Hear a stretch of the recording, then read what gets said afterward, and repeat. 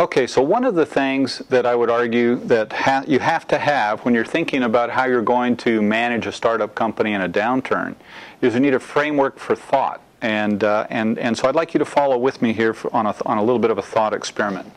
And you know, the goal here is to develop a framework of thought and then some processes to help manage the excursions from the burning arrow of time linear chart that we were looking at, so that we can minimize the cost of excursions in time and zigzags and loops.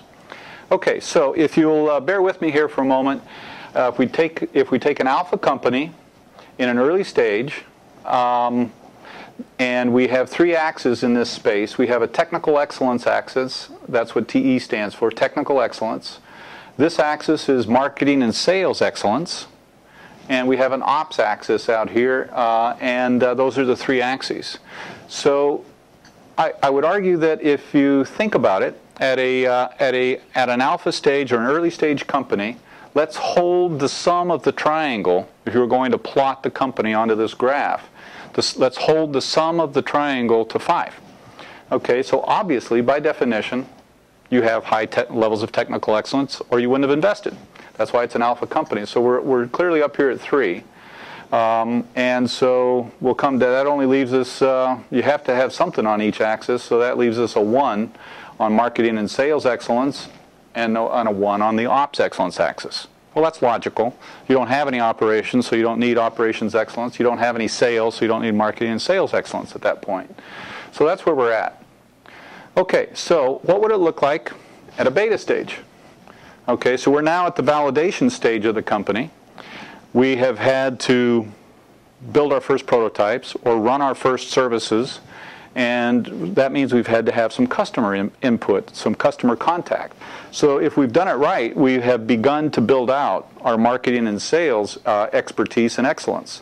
So in the beta stage, you're certainly going to want to begin to have or aspire to having a 3 in marketing and sales excellence on this axis.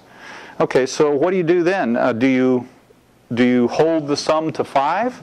Well, you don't need operations yet. You need a little bit because you've got to go to the field, but you're going out there with your prototypes, so you really have to take your engineers with you, so you really don't need operations.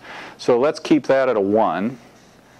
Now, can you trade off technical excellence for marketing and sales excellence? Well, probably not. If you drop at this stage, you drop your technical focus down to 2 or to 1, you're going to get eaten alive by your competition coming down the turnpike behind you. So you have to maintain that. So the shape of the triangle at a beta stage would look like this in the ideal world. A 3-3-1 pyramid. Okay? And so, so that's great. So what would it look like for a Charlie company?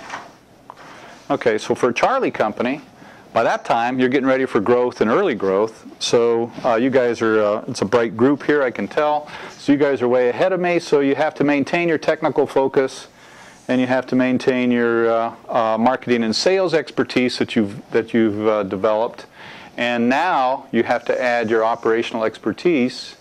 And if you're going to be a worldwide organization, you have to build that operational expertise around the world, okay, in multiple geographies. So now you have built this equilateral triangle, or this pyramid of 3 equal sides, and it's very challenging to do. Now remember, we've diagrammed here the progression from an alpha company to a beta company to a Charlie company. Simple as ABC. So the conclusions of this are that all companies are alpha at T0, okay, by definition. Going from alpha to beta to Charlie is hard.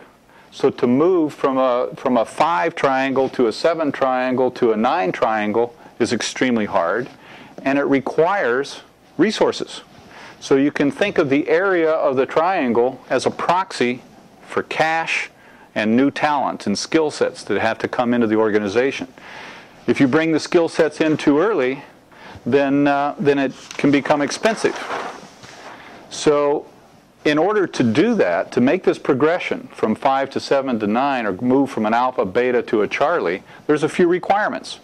The first and foremost is that you either have to have the ability already in the company. In other words, your technical entrepreneur has to be Superman and has to have the marketing and sales skill set, or he has to have the willingness to hire it in. That's a key component. In my opinion, you cannot outsource that, just like you can't outsource operational excellence. So if the management team that is in the company when you invest in the company has these skill sets of operational excellence, marketing and sales excellence, and technical excellence, then you're home free, because the skill set and the people content is critical to the ability to get it done. If you don't have those skill sets in the management team at the beginning, then you need to have a conversation up front with the entrepreneurs that these skill sets will need to be added through time. And one of the key choices is, at what time do I invest in that, in those skill sets. So the size of the triangle is related to cash and people.